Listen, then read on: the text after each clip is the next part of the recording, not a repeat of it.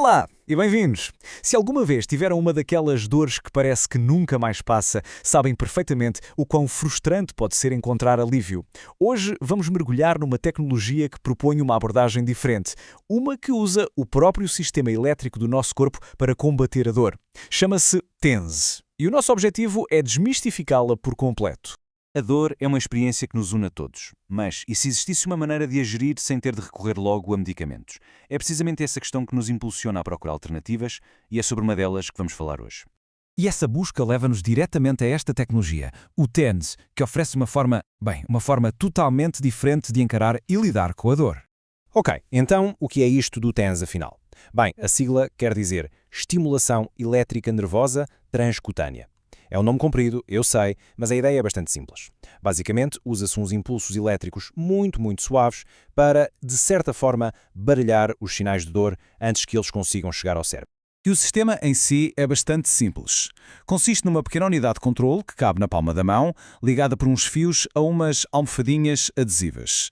Essas almofadinhas são os elétrodos e são elas que se colocam diretamente na pele, na zona que queremos tratar, e a sua aplicação é surpreendentemente vasta. É usado para todo tipo de condições, desde a gestão da dor depois de uma cirurgia até problemas crónicos que afetam tanta gente como a artrite ou a dor ciática. Ok, vamos agora à parte mais fascinante. Como é que é possível que uma corrente elétrica suave consiga de facto impedir que a dor seja sentida? Parece quase ficção científica, mas há uma explicação. A teoria principal por trás disto é incrível e baseia-se na ideia de que existe uma espécie de porteiro neural, um mecanismo de controlo dentro do nosso próprio sistema nervoso. E este diagrama aqui ajuda a visualizar a ideia central do TENS, a que os cientistas chamam teoria do controlo do portão. Pensem nisto assim. O nosso sistema nervoso tem vias rápidas e vias lentas.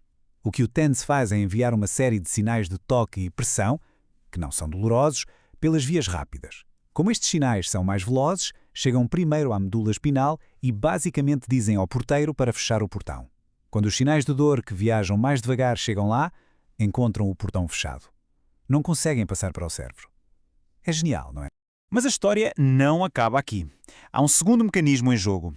A estimulação elétrica também pode incentivar o nosso corpo a produzir os seus próprios analgésicos. Estou a falar das endorfinas. E isto já proporciona um tipo de alívio mais profundo e muitas vezes mais duradouro. Claro que, para se conseguir estes efeitos, não basta ligar o aparelho. A configuração é absolutamente fundamental. Estamos a falar de diferentes modos de funcionamento e, claro, de uma colocação muito estratégica dos elétrodos. Por exemplo, os fisioterapeutas podem usar um modo de alta frequência, que se sente mais como uma vibração contínua, para ativar aquele efeito do portão e obter um alívio mais imediato. Ou então podem optar por uma baixa frequência, que provoca pequenas contrações musculares, com o objetivo de estimular a libertação de endorfinas para um alívio mais prolongado. E como esta imagem ilustra na perfeição, o sítio onde se colocam os elétrodos faz toda a diferença. Pode ser diretamente sobre a zona de dor, pode ser ao longo do trajeto de um nervo específico ou até num ponto gatilho muscular. A precisão aqui é chave. Mas há uma pergunta que surge com frequência. Comecei a usar TENS e funcionava bem, mas agora parece que já não faz tanto efeito. Porquê? É uma ótima questão. O que acontece é que, com o uso repetido, especialmente nos modos que estimulam as endorfinas, o corpo pode começar a habituar-se. Os receptores que respondem a estes analgésicos naturais tornam-se menos sensíveis e o efeito de alívio da dor diminui. Felizmente, a solução para isto é, na maioria dos casos, bastante simples. Basta ir alternando entre os diferentes tipos de frequência. Ao variar o estímulo, impede-se que o sistema nervoso se habitue e, assim, manter-se a sua capacidade de resposta. Bem, a teoria é muito interessante, sem dúvida. Mas vamos à pergunta de $1 milhão. Isto funciona mesmo na prática? O que é a evidência científica nos diz? E aqui, os resultados são um misto.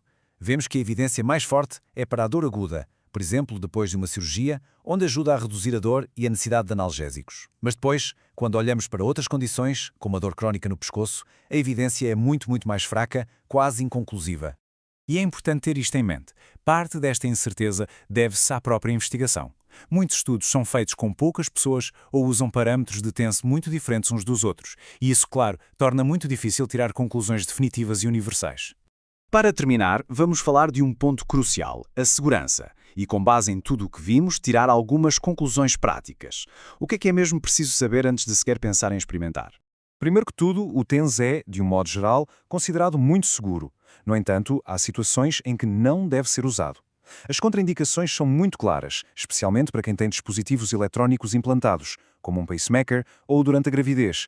Aí é para esquecer. E isto leva-nos à conclusão mais importante. A melhor forma de olhar para o TENS não é como uma cura milagrosa, mas sim como mais uma ferramenta numa caixa de ferramentas de gestão da dor, que pode e deve incluir outras coisas, como exercício, fisioterapia e outras abordagens. E talvez seja essa a grande reflexão com que ficamos. Talvez o futuro do alívio da dor não passe por encontrar uma bala de prata única para todos, mas sim por ajudar cada pessoa a construir a sua própria caixa de ferramentas pessoal, com uma combinação de terapias que funcione para si.